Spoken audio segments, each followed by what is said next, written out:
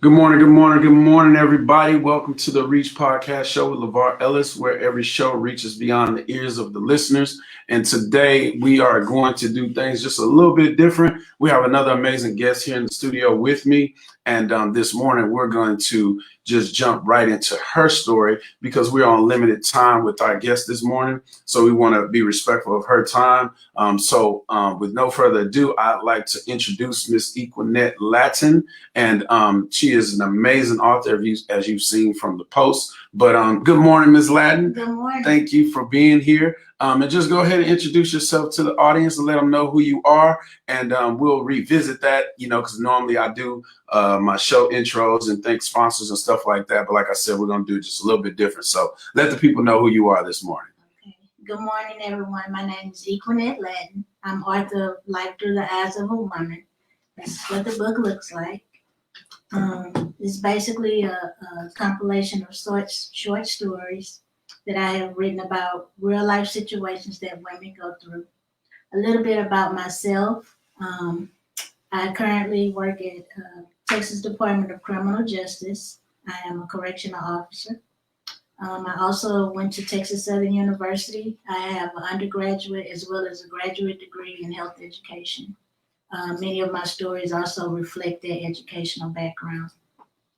Absolutely, absolutely. And again, I thank you for being here. And as people are tuning in and chiming on, they're used to me doing things a certain way, but we just let everybody know we have limited amount of time. Ms. Latin has things to do this morning, but I wanted to make sure we get as much as her story as we could. So thank you for being here. Like I said, I appreciate you being here, and shout out to Aunt Pat for making the introduction and allowing us to connect and get more of your story. Yeah. So the one thing about it is I know there's a story behind why you chose to write it and, what led you to do these type of writings. So if you'll share just a little bit more in depth on why you felt, because you also have a previous book, right? No, this is my first. This is the first book. Okay. So tell us why you were led, and what led you to write this type of book. What's the story behind that? Well, I definitely wanted to write something where I could connect with my sisters. Mm-hmm. And it was very important for me. I wanted to be a voice for the African-American women, all women really, but primarily African-American women or minority women. And the reason being is because we have a lot of struggles, issues, things that we deal with that maybe people don't realize. And I just wanted to kind of touch base with them and let them know, hey, I'm here, I understand. And just let people know some of the struggles that we go through from a day-to-day basis, looking inside a woman's life and touching on those issues we deal with, right. Like being a single parent, coping with someone losing a loved one, death, domestic violence, which I am a domestic violence survivor. So it was very important for me to touch on that. Issues with self-image, learning how to love yourself. Struggles with your faith. Sometimes we get down and we get discouraged and we get disappointed with ourselves, disappointed with God. So I just wanted to kind of touch on those different issues, substance abuse. So the book just touches on a lot of different issues and situations, not really just women, but that we all face, right? Struggles we all have. Right. And I was telling you one of the things, so the series I'm running right now is called I'm Fed Up, They Don't Understand, right? And I told you it's amazing how I've been able to just tie that whole series into each one of my guests each week. And nonetheless, I want to make sure we do that with you as well. Okay. So how would you tie that whole topic to, and I know it's a bunch of short stories like you said in there, but what is a couple or, some that really stand out to you, and as it pertains to the sisterhood community that you're trying to reach, what are some of the things that you feel like you're fed up with and you're tired and people just don't understand, whether it be the women not understanding that they can do better or you're tired of what people are doing to the women, so to speak, okay, or just both? What would you say as it relates to that? Well, my perspective on that, one of the stories is depending on the wrong man. Where a young lady, she's looking for everyone to do and provide for her. She's looking for her boyfriend to do it, an older guy that she needs to do it. But what she has to come to realize, she has to depend on herself and making things happen for herself as well as God. Right. We have to learn how to depend on God, and we have to learn how to put that foot forward and then let him handle the rest and continue to have faith.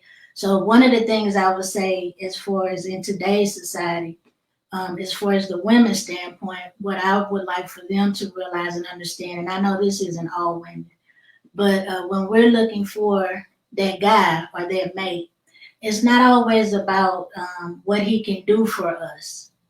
We have to look at the actual quality of that man, study that man.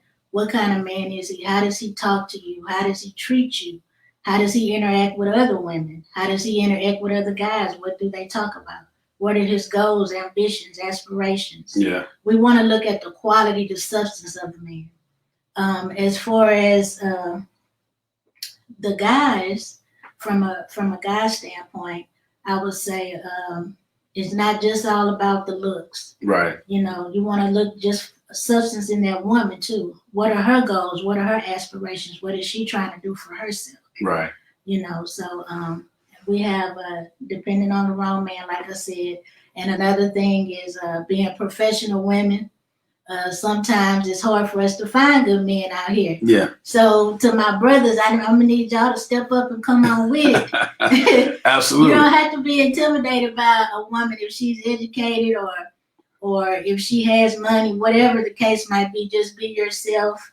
If you're a good guy, she hopefully will see that and give you a chance. It's not all about sometimes what a guy can do for us. We have women, we have to look at the substance of that man. Yeah. Yeah. So and I like that. It's everybody recognizing, you know, what they bring to the table too, right. You know, and understanding, because it can be vice versa, you know, but one thing that I do push and promote with what I have going on is us men stepping up and being the best men that we can be. So I totally stand with you on that, you know, and we have to recognize that sometimes, you know, the women we encounter might be, you know, more advanced or, you know, in a higher positions socially, you know, and that's something that can be intimidating. And that's something I talk about when I do my small groups with just the men. But that's definitely, you know, a big part of it, you know, and so I definitely appreciate that. And shout out to Aunt Pat. She's on here. She's watching you. Shout out to Aunt Pat. Shout out to Nick T. What's up, brother? And Miss Joanne, what's going on? But yeah, so the other thing that I wanted to talk about is try to give the folks that are just tuning in a little bit of background on you, which we spoke on a little bit. And then for you to be as free as you feel led to be, you know, because with my show, I always want the guests' experience or knowledge or expertise to be something that we can freely talk about if you want to. And hopefully it'll help just one person. You know, that's my goal every week, is to help just one person. So in regards to, I know you mentioned being domestic violence victim. Is that something you feel led that you want to speak on briefly in regards to how you got caught up in that, and what did you do to get out of that situation? Well, being quite frank with you, the first mistake I made was I jumped into a marriage too soon. Okay. We got married within a couple of months of knowing one another. Gotcha. And that was the primary mistake. And I married him for really the wrong reasons. We didn't get to know each other well enough. We didn't study each other well enough. But I felt that biological clock ticking. Yeah. And I had shacked up before, and I had gotten to the point where, okay, I don't want to shack up with anybody anymore. Next time I get in a serious relationship, it's going to have to be a seriously committed relationship before anybody is in the house with me. Right. So we kind of got married too soon. And there were a few signs there that I ignored and I didn't pay attention to. Red flags, huh? They were. And I should have paid attention to that. Right. And I didn't. So what I can say about that is I could have been dead. I mean, it was a really bad situation at one time. But I managed to get out. You know, and thanks to my mom. Right, know, she basically came and got me, sent a all up there and got me. But what I would like to say to women is this: if your instincts or something inside of you lets you know that a situation is not right, or you're in a situation that you know is not right for you, do what you need to do to get out of it, because it's not going to get any better. Mm-hmm. And we have some women that abuse men as well. Right, right. So it's funny you say that, because I've talked about that in the past too. You know, we just overlook that part of it, you know, and we don't speak on that much. And I mean, I can understand why, you know, but that definitely is something that happens. Yeah. Yeah, and especially now with COVID. Right. People are in the house together more. They're more frustrated. It's hard. People losing their jobs. It's hard for them to feed their families. And so instead of clinging to that person you may be in the house with, sometimes we might lash out at that person we're in the house with. And basically because maybe we're frustrated, we can't feed them or we don't have the money for the rent. And it can turn into a domestic violence type situation. So what I would just like to say to women and men, physical abuse, emotional abuse, you don't need that person if that's what's going on. Your partner, your mate is supposed to uplift you. They're not supposed to do anything to want to see you hurt, to intimidate you, or cause any type of harm. Right. They're supposed to be your real partner. So if you're in that type of situation, I would just urge you to get out, have faith enough to get out. It won't be easy. It wasn't easy for me. I basically lost everything and had to start over. Mm-hmm. Mm-hmm. You know, but with God's grace, and I kept going. And you know, one thing I like to tell people: if you get it once, you can get it again. Right, right, right. You can be restored. Yes. Yeah. So, you know, just have faith and get out of a situation. If you know it's not right for you, just get out of it. Gotcha. And so, in speaking of the book, let the people know where they can find it and how they can find it to order a copy of your book. And let me see that book again, just to make sure that they get a good glimpse of it. We'll just put it right here so everybody can see it. But yeah, let us know how we can get this book. Currently, it's on Walmart.com. It's on AmazonBooks.com, as well as Dorrance Publishing. That's DORRANCE Publishing.com. So please check it out. It'll be something in there for you. Absolutely. And being the author of the book, you know, I always ask, you know, whatever I'm talking about, is there some part of the book or one of the stories that's like your favorite that you want to share, as in a teaser or something, you know, that you think would catch everybody's attention? I know all of them. I already know the answer. I know all of them. I know it's all of them. Well, one is So Much in Common. Okay. Where a woman finds out that her husband is having an affair, and she ends up turning the table, so to speak, on the side piece. Gotcha. Another one is To the Grave, where this woman, she meets the man of her dreams, basically a really good guy, a good man. Yeah. So it's not a male bash, because we have some scandalous women in this book too. Right. But To the Grave is basically she gets herself in a situation where she betrays the man that she loves. Okay. And it just gets good from there. I can understand that. Yeah. So, you know, a lot of the short stories, and it gives, the whole thing is to give different perspectives, you know, and try to relate to everybody. I kind of like that idea where you're not just on one particular subject, but you gather a larger audience, I would imagine, in that, you know. And so you said it, but what else was the thing that made you say, you know what, I want to write this book? Because I know you have a master's. What was it? A master's in science now. Master's in Science, Health Education. Health Education. Is a specialty. Okay. So it was really important for me to touch on some subjects for things that were going on in our community. HIV, promiscuity, those type of things. And I didn't want to come across in a preachy type way, but I wanted to touch on those issues that were really affecting our community. Gotcha. So that was another reason I felt, because at first I had stopped writing the book and I was going to give up on it, but I knew God put it in my heart to write it and see it through, because I really felt that we needed to touch on some issues, or have some issues out there that needed to be addressed within our community. Okay. And that's huge, because, you know, another thing right now is, you know, the whole mental health and wellness. And you touched on everybody being in the house right now, and couples being in the house, and with COVID going on, how hard that is and all the different aspects that comes from that. But I drill it down overall really is mental health and wellness. And, you know, I had a walk back in June, which is actually going to be my annual fundraiser for my nonprofit. I call it Dads, Males, and Mentors. And so it's about mental health and wellness, but mainly of men. And then, of course, you know, things grow. And so now it's just for everybody, you know, so men and women, children and young boys and stuff, you know, that's going to be the annual fundraiser. And we have to focus on our mental health and wellness. What is your, you know, your stance on that and how important it is and, you know, how it relates to these COVID times? What would you say to people, just how important it is? Like, you know, you can't word it any other kind of way because it's very important. What I would say is, mental illness is no different than having diabetes or having glaucoma, having high blood pressure. Mental illness is real. Mm-hmm. Depression is real. Bipolar is real.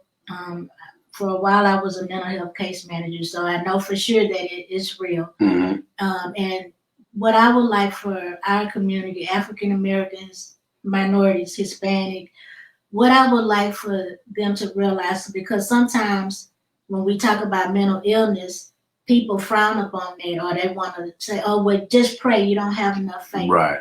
But God made psychiatrists, and He put them in our lives for a reason. He made counselors. Because faith without works is dead. You know, you can go right back to the Bible with it. Yeah. So it's basically what I would say is, don't be embarrassed. If you feel like you need to talk with somebody, nobody else has to know your business. You can talk with a counselor. Now they even have them online.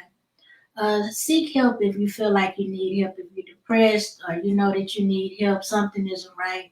It's okay to seek help. It's a shame when people don't seek help. Right. That's the bigger issue. Yeah. Mm-hmm. Mm-hmm. So that's what I would say on that. And so as it relates to just moving into your career and what you've been doing, you know, you said, is it 19 years you've been doing this, right? Being a correction officer? Oh, no. Okay. It's been a little over 2 years. Before that, I worked as a case manager. Oh, case manager. Yeah. I know that was a little bit longer tenure. Gotcha. Just in regards to, so tell us exactly what you do in the Texas Department of Criminal Justice. I am a correctional officer. Okay. As far as work, I don't really like to talk too much about that. Gotcha. I like to kind of leave that at work. Yeah, gotcha. Because it's a lot. It's a lot. Yeah, I know it can be overwhelming. Yeah, but what I would like to say, if it's okay, is absolutely. I would like to just give a shout out to all the essential workers. Yes. And just reinforce the importance of people wearing their mask and being safe, because I have seen a lot of people pass away this year from COVID. Yeah, absolutely. And I'm right with you on that. And wasn't necessarily with COVID, but just the whole deal about just death being around the corner with every little different situation. That's just a lot, you know. And people need to take this thing more serious as well, you know, because that's all about mental health and wellness there. You know, if you're mentally in touch with the things that are going on, then you'll abide by the rules a little bit more. And if you just want to be healthy just within itself, you know, you'll abide by the rules. But people just are ready to get out. People are tired of being locked up and all that. But you have to just go back and realize that just because you're ready to get out don't mean it's safe, you know, and this was going to keep us in these shackles that, you know, are the rules and the boundaries and the perimeters of how we need to operate and live. Because, I mean, you know, I can imagine, I tell people all the time, maybe like 10 years ago, you know, you can see the agents going to the store and just riding around. They had the mask on then and nobody was ever thinking about it. And you looking at them like they're crazy. And I just step back now and all of us are in the mask and, you know, we're getting specialized masks made. And it's just a crazy thing, you know, just to think that we're dealing like this. But so we won't talk about the work, like you said. We'll go back to the book a little bit. And what would be your overall message that you would want people to get after reading your book, and just you know, what you would want to leave them with? Basically, just letting them know that whatever they may be dealing with or going through, somebody else has been through. Somebody else understands that same thing, that problem you may have, or that insecurity that you may have, or that struggle you may be dealing with. somebody else has gone through that. Right, right. And so it's okay. Yeah. And just letting them know that I can relate and I understand, and it's just putting it out there in a simple way to let them know that I got you. Yeah. It's good. Yeah. Everything gonna be all right. And another thing too is we need to read more too. You know, they say want to hide something from us, put it in the book. But you know, I want everybody to support you. And this is what I call my commercial period for you. So just let them know who you are again, and then where to find the book. And if you're looking, the book is right here, Miss Eyquionette Latin, Life Through the Eyes of a Woman. But just let them know where they can find it. You can find Life Through the Eyes of a Woman at Walmart.com. You can find it at AmazonBooks.com, and DorancePublishing.com. Absolutely. Please check out the book. Absolutely. And do you have any social media handles you want them to follow or anything like that? My email address is EJLAD73@yahoo.com. All right. Tell them one more time. EJLAD73@yahoo.com. Absolutely. And get your copy. The whole thing behind this too is another thing I promote, just supporting Black, number one. You know, and I want you to speak on that a little bit. You know, how you feel about that. But supporting Black people know, I mean, people know how I am about that. You know, we got to support Black. And then also, this is a very, very, very first book. You know, we want to keep up with you. We want you coming back, letting me know and letting everybody know that you wrote maybe 2 or 3 other books, you know. Is there anything in the pipeline that you feel on your heart right now? Well, I'm currently working on Life Through the Eyes of a Woman too. Okay. Because some of the stories in one have continuations. Gotcha. Yeah. Gotcha. So I'm working on those now. Hopefully, look at you. The goal is 6 months, but we'll see. Okay. Okay. Yeah. And it's like that good movie. When you go off, you want more. So you leaving them like that. Yeah. That's what's up. And in regards to, like I say, supporting Black, that's another big thing that we found during these times, that we have to get recreative, and that's another point on it. How long had it been since you were working on this? I don't know if I missed you saying that already, or is this something that started during the COVID period? Oh no, I've been working on it for a while. Okay. I started like in early 2000. Okay. To around 2003, 4. And I would write, and then I would stop, and then I would write, and then I had self-doubt. Who's going to want to hear what I have to say? Who's going to want? Everybody has a story. Yeah. So that's the point of the Reach podcast show, trying to reach the people. Yes. So, everybody has a story. You know, I had to get myself to where I said, okay, I know God put in my heart to do this. I'm going to see it through. Mm-hmm. So it was a process. And then, you know, like you're saying, when you're African-American or minority, and you trying to get something done off the ground for the first time, it's hard. Yeah. Yeah. And let's, I know we got limited time, but let's speak on that a little bit, because believe it or not, you're probably about my 4th author. Shout out to my guest from last week, Miss Tiandra. She don't consider herself an author. She said it was a journal, you know, but no, what's up, sis? But you know, I always like everybody to tell their process. And you know, you spoke on it a little bit. It took you a while. You said in the early 2000s. So just speak on that, the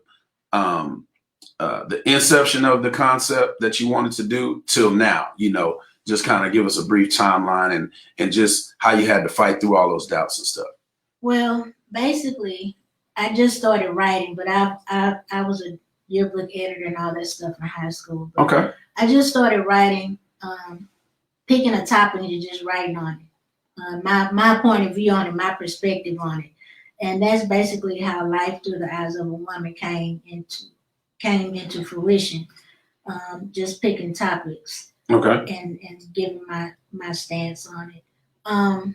The process, what I would like to say to people is make sure that you don't jump on the first train smoking like I did. Mm-hmm. Sometimes we're so anxious to get stuff out there. Mm-hmm. I didn't do my proper homework as far as looking for a publishing company and stuff like that.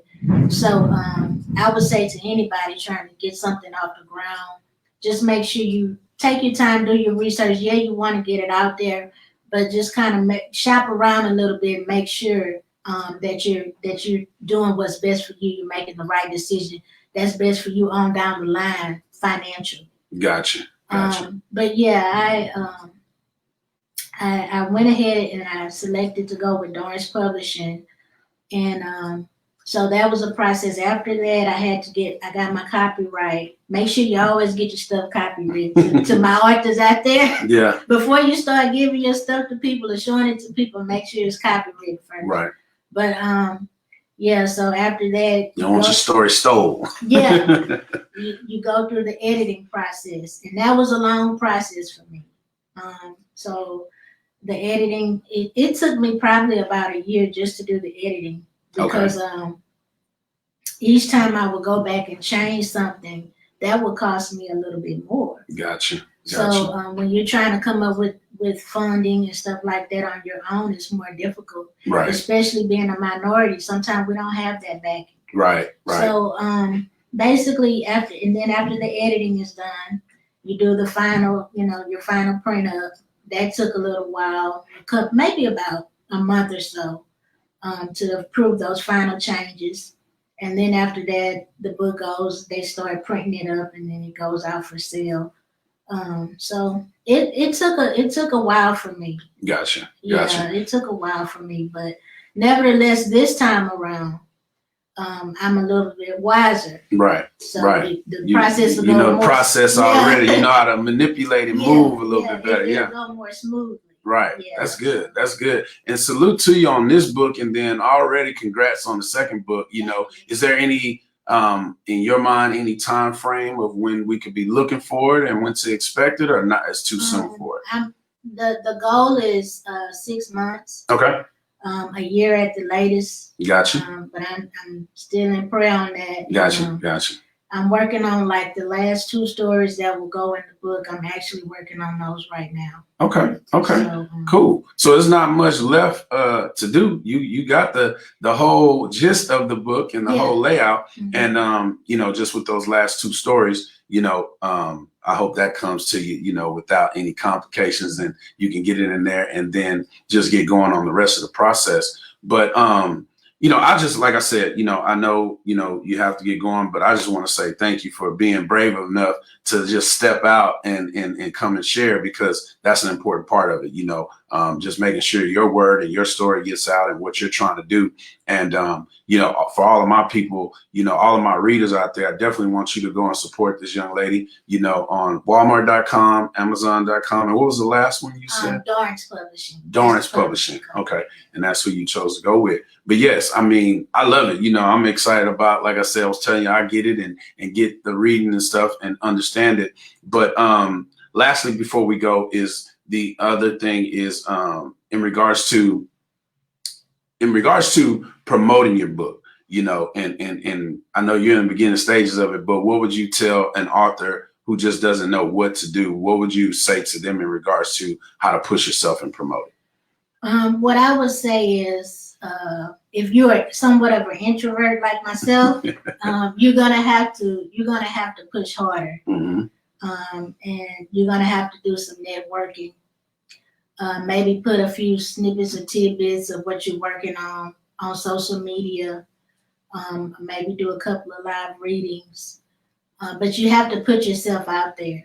Absolutely. Even if it's difficult for you to do, you have to try to put yourself out there, because if you don't believe in what you've written, then how is anyone else going to believe in it? Or if you don't even take the opportunity or make the steps to get it out there, who will know? Right. So just don't leave it up. If you go through a publisher, don't just leave it up to them.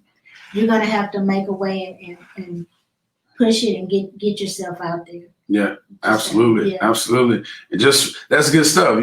Just from what you was telling me and, how quiet you are, I'm like, you preach to yourself right now. You got to go and get out there and just not be shy. But that's definitely some great advice, and use different outlets. So like I said, I'm glad you chose me as being one of those outlets. And I wish many more interviews and many more, encouragement from just the community at large to get the word out, because everything that you're talking about and the connectivity that you're trying to make with the women and getting them to understand that, most importantly for me, is that everybody has a story, you know, Yeah. and that's where we get caught up thinking we're the only one going through it, you know, and that's just not true, you know. And so we have to understand that your book is actually an encouragement, you know, and a voice of reason and all that stuff, you know, for people who may be going through those exact things. So, you know, I just appreciate you again for being here, you know, and want to make sure that people understand where to find it. So just one more time,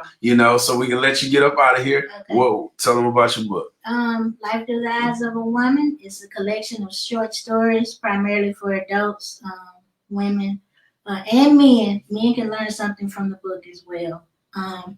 But basically touches on real life situations, covers a lot of different things: alcohol abuse, domestic violence, promiscuity, infidelity. It covers death, coping with death and grief. It deals with a lot of different things: self-body, learning to love yourself, body image issues, stuff like that. But if you want to check out a sample story, there is a sample story on AmazonBooks.com. You can select to look inside and read a sample story if you like. But again, please buy the book. It's on Walmart.com, AmazonBooks.com, and DorrancePublishing.com. Absolutely, absolutely. And this is the wonderful queen, my guest for today, Miss Eyquionette Latin. And it's been a pleasure having you on. And so, you know, thank you. Whenever you want to come back, you know what to do. Just hit me up and we'll go from there, you know. And make sure you come visit when you have the second book, written, you know. Absolutely. Thank you so much for having me. No, no problem. No problem. And again, thank you, Aunt Pat. You know, I appreciate you. She's saying thank you right now. Appreciate you for making the connection, Aunt Pat. And we're going to let you get up out of here and do what you need to do. So I definitely appreciate you for being here. And we'll just let Miss Eyquionette get going with her day. And in just a moment, yeah, and you can go ahead and step out. We're going to keep it going. Thank you very much. All right. Absolutely. Yes, ma'am. Thank you. No problem. No problem. She said, Aunt Pat said Galveston in the house. Absolutely. Absolutely. But my guests, my viewers, you guys don't go anywhere. It is me and you for the remainder of the show. And so for anybody who's just tuning in, that was my guest, Miss Eyquionette Latin. She is the author of the book, Life Through the Eyes of a Woman, as you've seen. And we're just going to get back into the regular flow of the show. So what I wanted to do was give her the opportunity to go and handle her business. But what we need to do now, number one, is thank all of my show sponsors, because didn't do any of that at the beginning of the show. So none other than Miss Candace Joseph and the Joseph Consulting Firm. Definitely want to thank you guys for being strong supporters of not only myself, but this show as well, and all the things that the show sponsorship does, which is Dad Chronicles. This show is powered by the nonprofit. So we thank you guys for being team players and staying connected with us and the artwork that you guys provide week in and week out. And then the next show sponsor would be none other than the World Youth Foundation. I thank you guys. Of course, that's family. Like I say every week, World Youth Foundation. Shout out to you guys for being out there at the Anita D and the Week of Giving yesterday. There's so many different things that we do together and collectively as organizations, and being an executive and being a partner with that organization has just been amazing. And it's just opened so many different doors for our youth. And there's a few things that we'll have that'll be happening here very soon, but we'll save those announcements for later. And then also the last show sponsor is the Executive Suite, Miss Kevia Jones and her company. We thank you for being on this platform as well. And check out all of her amazing products and stuff that she offers. And we thank you for jumping on board, being a show sponsor, and just being part of the team, you know, and being part of the network. And so with that being said, what I wanted to do is cover some things that have been going on with my organization, which is Dad Chronicles. And then look out next week. We do have an amazing show. I won't announce the guest right now. I'll leave y'all waiting for that. But we're going to have another amazing show. It'll be a couple of young men that are doing some amazing things with the with our males in the and in the A-Leaf community, you know, my home city, which is A-Leaf.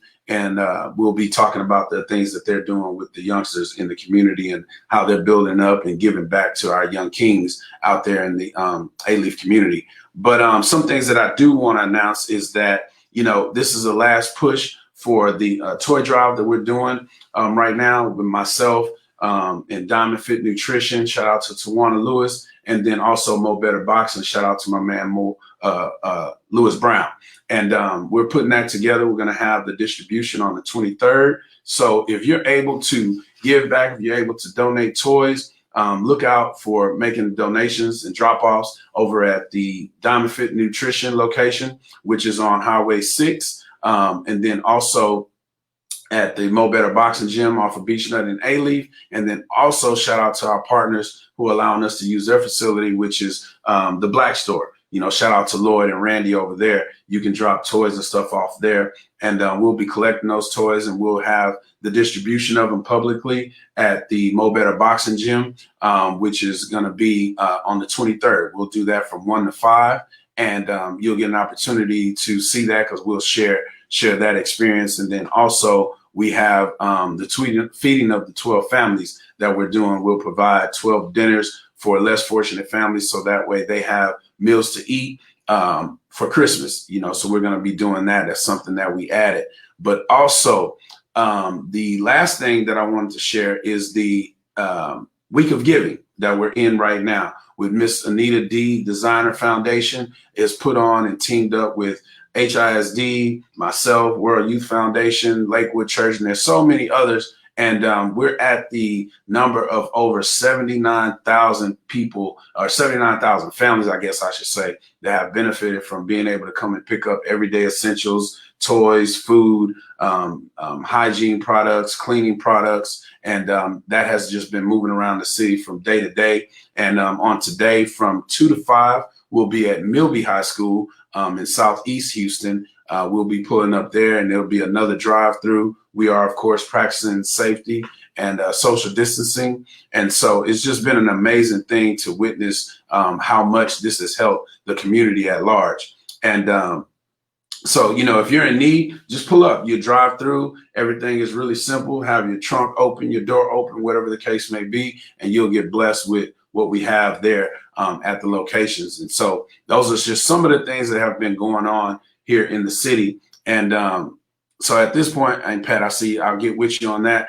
And so if you want to be a guest on the show, all you have to do is reach out, connect with me, email me at LeVar Ellis, at the Reach Podcast Show at gmail.com, the Reach Podcast Show at gmail.com. And we can set things up to get you on the show, whether you're a business owner, organization president, if there's just some type of information that you want to get out to the city, we will definitely book a show, and we'll have you come on and be part of what we have going on over here at the Reach Podcast Show. So, with that being said, today was a short segment because I guess needed to get some things done, but I just wanted to touch on those few things and just tell everybody I thank you for tuning in from week to week, being part of the show, and just stay tuned. We'll be back next week, and we'll be locked in with another amazing show here at the Reach Podcast Show with LeVar Ellis, where every show reaches beyond the ears of the listeners. And we'll stay tuned, and we'll see you guys next week. Thanks.